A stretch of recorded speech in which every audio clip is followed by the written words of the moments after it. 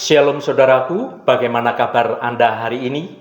Senang rasanya kita dapat bertemu kembali dan saya selalu berharap Anda semua tetap bersukacita dan penuh semangat untuk terus mencari hadirat Tuhan. Hari ini saya Cornelius Nugroho dari channel Berkat Baru akan menyampaikan renungan dengan judul Kunci Hidup Berkemenangan. Tetapi sebelum kita mendengarkan kebenaran firman Tuhan ini, mari kita berdoa terlebih dahulu. Allah Bapa yang kami puji di dalam nama Tuhan Yesus Kristus, Engkau adalah Allah pemelihara hidup kami. Kami senantiasa mengucap syukur atas segala kebaikan dan kasih-Mu yang kami rasakan dalam hidup ini. Bapa, pada saat ini kami mau mendengarkan kebenaran sabda firman-Mu. Mari Tuhan, berbicaralah dan kami siap untuk mendengarkannya. Jamah hati kami agar kami boleh mengetahui kebenaran firman-Mu. Roh Kudus akan menolong dan memampukan kami untuk kami bisa mengerti lebih dalam lagi akan firman-Mu. Terima kasih Tuhan. Dalam nama Tuhan Yesus Kristus kami berdoa. Haleluya. Amin. Saudaraku yang terkasih, semua orang ingin memiliki hidup yang berkemenangan, dan hal ini juga merupakan kerinduan Tuhan juga, agar kita sebagai anak-anaknya hidup dalam kemenangan. Karena sejak dari awal, Tuhan sudah membuat suatu rancangan yang baik bagi setiap orang. Tetapi, seringkali karena kecenderungan kedagingan kita, menyebabkan kita sering jatuh dalam perbuatan dosa dan kita gagal dalam penguasaan diri. Ya saudaraku, kita ini lemah pada kedagingan sehingga kita tidak bisa menguasai diri untuk tetap berjalan dalam jalan kebenaran Tuhan. Mari kita baca firman Tuhan pada 2 Timotius pasal 4 ayat 5. Tetapi kuasailah dirimu dalam segala hal. Sabarlah menderita, lakukanlah pekerjaan pemberitaan Injil dan tunaikan tugas pelayananmu. Saudaraku, penguasaan diri merupakan karakter yang sangat diperlukan oleh setiap orang dalam kehidupan. Tanpa penguasaan diri, banyak sikap dan tindakan menjadi tidak terkontrol sehingga mengakibatkan suatu kerugian dan juga kegagalan. Sebaliknya, penguasaan diri membuat kita mampu berpikir lebih matang, bersikap lebih tenang, dan bertindak lebih hati-hati. Penguasaan diri ialah suatu fondasi bagi pengembangan karakter lainnya dari diri kita. Kondisi diri yang emosional seringkali mempengaruhi sikap penguasaan diri kita.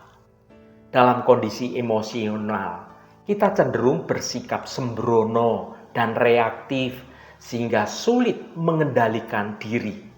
Kita akan kehilangan pertimbangan dan akal sehat, lalu kita terjebak dan didorong oleh naluri, oleh emosi, bahkan hawa nafsu. Sikap dan tindakan seperti ini jika dibiarkan berlarut-larut biasanya tidak bertahan lama dan suatu ketika membawa kerugian bahkan kehancuran dalam hidup kita. Penguasaan diri dapat dilatih dan dibangun melalui suatu latihan dan sikap disiplin dalam menanamkan kebiasaan yang baik. Kita tidak akan kehilangan peluang, tidak akan terjebak dalam kondisi emosional, dan tetap aman dalam pengendalian diri yang baik jika tetap bersikap waspada dan peka terhadap kesadaran nurani kita. Karena Roh Kudus seringkali mengingatkan kita melalui hati nurani kita. Penguasaan diri meminimalkan risiko kegagalan dan menghindarkan kita dari tindakan yang ceroboh. Mari kita baca 2 Petrus pasal 1 ayat 6. dan kepada pengetahuan penguasaan diri, kepada penguasaan diri ketekunan, dan kepada ketekunan kesalehan. Saudaraku, salah satu tempat terbaik untuk melatih penguasaan diri adalah ketika Anda atau saya berada di jalan raya. Jalan raya adalah tempat bertemunya segala macam manusia dengan berbagai watak dan gaya mengemudi. Pengendara yang gagal menguasai diri bisa berakhir dengan membayar denda tilang karena melanggar lampu lalu lintas misalnya, atau mengalami kecelakaan, bahkan bisa sampai meninggal jika tidak berhati-hati dan terlalu menuruti emosinya. Selain iman, hidup sebagai umat Tuhan itu identik dengan kesungguhan dalam menjalani hidup supaya iman itu semakin sempurna. Dalam suratnya, Rasul Petrus menasihatkan agar orang percaya sungguh-sungguh berusaha menambahkan iman kepada Kristus dan beberapa hal lainnya. Salah satunya adalah penguasaan diri. Rasul Paulus juga meminta kepada semua orang untuk sungguh-sungguh berusaha. Yang dimaksud dengan sungguh-sungguh berusaha ini adalah bahwa penguasaan diri tidak dihasilkan secara instan, sehingga dalam semalam seseorang dapat memiliki penguasaan diri yang baik. Tidak bisa instan, saudaraku. Hal penguasaan diri ini butuh waktu untuk berlatih secara tekun dan secara teratur. Ada kalanya kita gagal dalam penguasaan diri, bahkan beberapa orang mengalami lepas kendali. Kondisi ini hendaknya dibarengi dengan keinginan yang kuat untuk bangkit dan kembali berusaha agar dapat menguasai diri kita. Bukan dengan kekuatan kita sendiri, melainkan dengan kuasa ilahi yang telah dianugerahkannya kepada kita. Saudaraku, jika dibandingkan dengan 2, 3, atau 5 tahun yang lalu, sudahkah kita bertumbuh dalam penguasaan diri? Untuk pertanyaan ini, adalah yang paling mengerti jawaban jujur atas diri kita adalah ya diri kita sendiri. Jika nilainya cenderung turun, ada baiknya kita bersungguh-sungguh lagi, berlatih lagi untuk menguasai diri kita. Berdoalah, mintalah pertolongan Roh Kudus dengan sungguh-sungguh, supaya engkau dimampukan untuk bisa menguasai diri. Ingatlah, pihak pertama sekaligus yang utama yang diuntungkan jika bertumbuh dalam penguasaan diri ini. Yang paling diuntungkan adalah diri kita, bukan orang lain. Jadi, tidak ada alasan menolak untuk bertumbuh dalam penguasaan diri. Saudaraku, mengapa kita perlu menumbuhkan sikap penguasaan diri ini? Yang pertama, tidak mudah reaktif. Kita cenderung bereaksi secara spontan. Inilah sikap reaktif, yaitu bertindak dulu baru berpikir. Reaksi yang terburu-buru seringkali membawa penyesalan di kemudian hari. Kata-kata yang terucap tanpa dipikirkan matang-matang dapat melukai orang lain dan merusak hubungan kita dengan sesama. Ketika kita mengambil waktu sejenak untuk berpikir sebelum bertindak, kita lebih mungkin membuat keputusan yang bijaksana dan berdasarkan pertimbangan yang lebih matang. Yang kedua, bijak dalam bersikap. Kita lebih senang bersikap semaunya yang dapat menimbulkan kerugian daripada bertindak tertib melalui penguasaan diri sehingga kerugian dapat dicegah. Seringkali kita merasa berhak untuk melakukan apapun yang kita inginkan tanpa memikirkan dampaknya terhadap diri sendiri atau dampaknya terhadap orang lain. Sikap ini dapat mengarah pada berbagai masalah, saudaraku, mulai dari hubungan yang rusak hingga kerugian secara finansial. Sebaliknya, penguasaan diri adalah kemampuan untuk mengendalikan emosi dan dorongan hati. Orang yang memiliki penguasaan diri lebih mampu berpikir secara jernih dan membuat keputusan yang lebih bijaksana. Yang ketiga, latihan iman dan pembentukan karakter. Kita perlu penguasaan diri sebagai suatu latihan iman dan dasar bagi pengembangan karakter lainnya dalam hidup kita. Seperti sebuah bangunan yang berdiri dengan kokoh, membutuhkan suatu fondasi yang kuat. Demikianlah juga dengan karakter Kristen yang utuh dibangun di atas fondasi penguasaan diri. Dengan menguasai diri, kita lebih siap menghadapi godaan duniawi dan menjaga hati kita tetap murni. Seorang pengikut Kristus atau orang Kristen yang menguasai diri menjadi saksi hidup yang memuliakan Tuhan. Lantas dalam hal apa saja kita membangun penguasaan diri? Yang pertama, menguasai diri dalam perkataan. Ada pepatah berkata bahwa kata-kata adalah doa. Hal ini selaras dengan firman Tuhan. Mari kita baca Amsal pasal 18 ayat 21. Hidup dan mati dikuasai lidah. Siapa suka menggemakannya akan memakan buahnya. Saudaraku, kata-kata memang mudah sekali diucapkan, tetapi sekali terucap tidak akan pernah bisa ditarik kembali. Setiap kata yang keluar ibarat sebuah doa yang terucap. Tetapi kadang kata-kata itu bisa baik, tetapi juga bisa buruk. Waktu akan mewujudkan doa dari kata-kata itu menjadi kenyataan. Seperti ada yang tertulis dalam ayat yang kita baca di atas. Siapa yang menggemakannya atau mengucapkannya akan memakan buahnya, yaitu buah perkataan yang baik. Ketika kita berkata-kata dengan buruk, kita memakan buah yang buruk. Tetapi jika kita berkata-kata dengan baik, kita akan menikmati makan buah yang baik. Inilah perlunya menguasai diri dalam perkataan kita.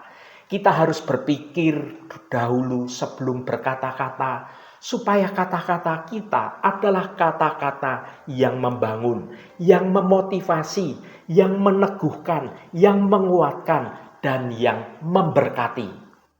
Sehingga setiap orang yang mendengarkannya beroleh berkat dari perkataan kita. Mari kita baca Kolose pasal 4 ayat 6.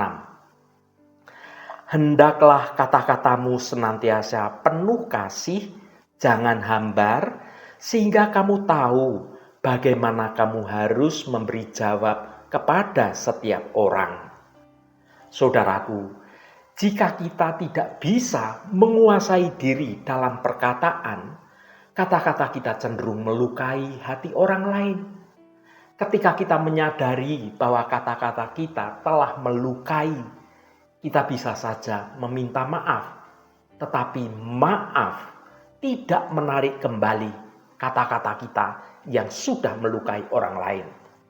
Oleh sebab itu, saudaraku, marilah kita menguasai diri dalam perkataan kita. Yang kedua, menguasai diri dalam keinginan dan perbuatan. Tuhan menciptakan manusia dengan kehendak yang bebas. Namun ingatlah bahwa manusia bebas dalam keinginan apapun, tetapi tidak bebas dalam menerima suatu konsekuensi dari keinginannya itu. Karena itu, kita harus menguasai diri dalam kehendak kita, supaya apa yang kita inginkan adalah keinginan yang sesuai dengan rancangan Tuhan atau kehendak Tuhan, lalu hal itu pasti akan mendatangkan kebaikan dan menjadi berkat bagi diri kita, juga bagi sesama kita. Mari kita baca 1 Yohanes pasal 2 ayat 16. Sebab semua yang ada di dalam dunia, yaitu keinginan daging dan keinginan mata, serta keangkuhan hidup, bukanlah berasal dari Bapa, melainkan dari dunia. Saudaraku, keinginan daging termasuk keinginan makan yang berlebihan. Seringkali kita mendapati acara-acara pesta banyak makanan yang tersisa di dalam piring-piring yang kotor, makanan yang tidak dihabiskan, sementara masih banyak tamu yang mengantre dan belum mendapat makanan. Keinginan untuk makan yang banyak dan mencicipi semua yang tersedia membuat pengendalian diri kita menjadi hilang. Padahal tubuh kita tidak sanggup menghabiskan makanan yang banyak. Pada situasi lain, kadang kita menginginkan makanan-makanan enak, padahal makanan itu tidak baik bagi kesehatan kita. Kita pun akhirnya mengesampingkan resiko jika kita memakannya, seperti kolesterol, darah tinggi, diabetes, dan lain sebagainya, demi tetap bisa memanjakan lidah kita menikmati makanan yang enak, meskipun kita tahu bahwa makanan itu tidak sehat. Di satu sisi kita berdoa kepada Tuhan meminta kesehatan yang baik, tetapi di sisi yang lain kita tidak menguasai diri terhadap keinginan makan dan tetap makan makanan yang tidak sehat. Keinginan mata adalah keinginan dosa yang timbul karena melihat. Kalau sesudah melihat sesuatu tidak timbul keinginan dosa apapun, ini hanya melihat biasa dan tidak termasuk keinginan mata. Namun jika setelah melihat sesuatu, kemudian timbul suatu dorongan untuk berpikir dosa di dalam hati kita, apalagi pikiran itu kemudian disetujui dan diwujudkan, kita melakukan perbuatan dosa. Inilah keinginan mata yang dimaksud dalam Alkitab. Misalnya, ada seorang pria sudah beristri, melihat wanita cantik. Kemudian dia mengingini untuk memiliki wanita itu dan dia melakukannya. Inilah keinginan mata yang membawa kita ke dalam dosa. Keinginan mata membawa dosa dipikirkan lalu dilakukan. Dosa dalam pikiran yang tidak terlatih dalam pengendalian diri akan terus direnungkan lalu berkembang hingga akhirnya membawa hidup kita dalam perbuatan dosa. Keangkuhan hidup adalah kesombongan, yaitu merasa lebih hebat dari orang lain dan kita menjadi gila hormat. Keangkuhan memandang orang lain lebih rendah daripada kita dan kita tidak menghargai orang lain. Ini juga termasuk keinginan untuk dipuji dan tidak mau kalah yang pada dasarnya perlu dikendalikan. Ini juga termasuk penguasaan diri kita. Sebagai penutup kita renungan ini, mari kita baca firman Tuhan pada Amsal pasal 16 ayat 32. Orang yang sabar melebihi seorang pahlawan. Orang yang menguasai dirinya melebihi orang yang merebut kota. Saudaraku, milikilah hidup yang bertumbuh. Kembangkan kemampuanmu dalam menguasai diri dan jadilah pemenang dalam kehidupan ini. Milikilah komitmen yang kuat untuk belajar hidup dalam penguasaan diri, menghadapi setiap godaan. Jagalah perkataanmu, jagalah matamu, dan jagalah pikiranmu. Kuasailah dirimu, jadilah pemenang, melebihi orang merebut kota. Haleluya, Tuhan memberkati kita semua. Mari kita tutup renungan ini dengan berdoa. Allah Bapa yang kami puji dan kami sembah dalam nama Tuhan Yesus Kristus, terima kasih atas kebenaran firman-Mu yang sudah kami dengar pada hari ini. Bapa, terima kasih untuk renungan hari ini yang sudah mengajar kami untuk bisa menguasai diri dengan baik. Tanpa kami sadari, seringkali kami jatuh dalam dosa karena kami gagal dalam penguasaan diri dan jatuh dalam hawa nafsu dan hidup menuruti keinginan daging. Kami membutuhkan pertolongan Roh Kudus agar memampukan kami untuk dapat membangun hidup rohani kami. Bapa, mulai saat ini kami berkomitmen dengan kuat untuk belajar hidup dalam penguasaan diri, belajar menghadapi setiap godaan, belajar menjaga perkataan, dan juga menjaga mata, dan yang lebih penting lagi, menjaga pikiran kami. Sungguh Tuhan, kami rindu memiliki hidup yang benar, dan pakailah hidup kami untuk mempermuliakan nama-Mu saja. Terima kasih Tuhan. Tuhan, secara khusus kami berdoa untuk saudara-saudara kami dimanapun berada, yang saat ini sedang menderita sakit. Kami berdoa supaya Engkau berkenan, kami mohon jamahan-Mu, agar kuasa penyembuhan di dalam nama Tuhan Yesus Kristus dapat terjadi pada saudara-saudara kami yang saat ini sedang menderita sakit. Jamahan dan lawatan Engkau juga terjadi pada saudara-saudara kami yang saat ini sedang dalam pergumulan. Engkau bukakan jalan keluar bagi mereka. Engkau memberi mereka kenikmatan hidup dan Engkau memberkati dengan segala kemurahan-Mu. Terima kasih Bapa. Berkati mereka yang hari ini berulang tahun Tuhan. Engkau tambahkan 1 tahun lagi. Terima kasih buat anugerah-Mu, umur panjang di tangan kanan dan kekayaan serta hormat di tangan kiri. Berkat Tuhan mengalir bagi setiap mereka yang hari ini berulang tahun. Terima kasih Tuhan. Segala hormat, pujian, dan ucapan syukur hanya bagi nama-Mu Allah yang kudus. Saudaraku, mari kita berdoa Bapa kami. Bapa kami yang ada di surga, dikuduskanlah nama-Mu, datanglah kerajaan-Mu, jadilah kehendak-Mu, di bumi seperti di surga.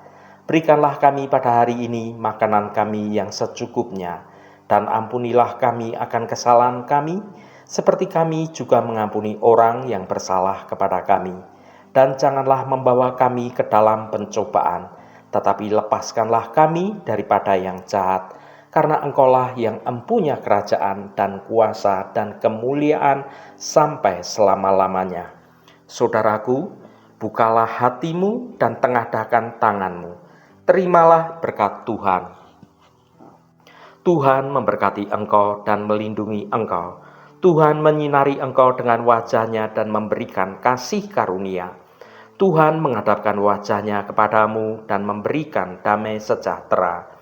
Berkat anugerah dari Bapa Surgawi, cinta kasih karunia dari Tuhan Yesus Kristus, dalam persekutuan dan penghiburan Roh Kudus, menyertai kita semua sekarang ini dan sampai selama-lamanya. Dalam berkat Tuhan Yesus Kristus, haleluya, amin. Puji Tuhan saudaraku semua, saya percaya firman Tuhan hari ini sudah menjadi berkat yang akan menuntun hidup kita semua. Saudaraku, penguasaan diri bukanlah tujuan akhir hidup kita, melainkan perjalanan seumur hidup yang terus kita lalui. Dengan menguasai diri, kita membuka pintu bagi berkat-berkat Tuhan yang melimpah dalam hidup kita.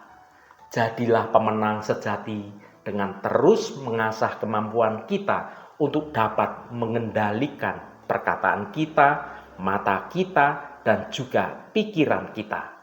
Roh Kudus senantiasa menolongmu dan menuntunmu hidup dalam jalan kebenaran Tuhan. Saudaraku, saya sangat senang sekali dan berterima kasih jika Anda berkenan memberikan komentar pada konten video ini, dan bagikan renungan ini pada teman dan sahabat Anda, agar mereka diberkati juga melalui renungan ini. Terima kasih saudaraku, sampai bertemu kembali. Shalom, Tuhan memberkati.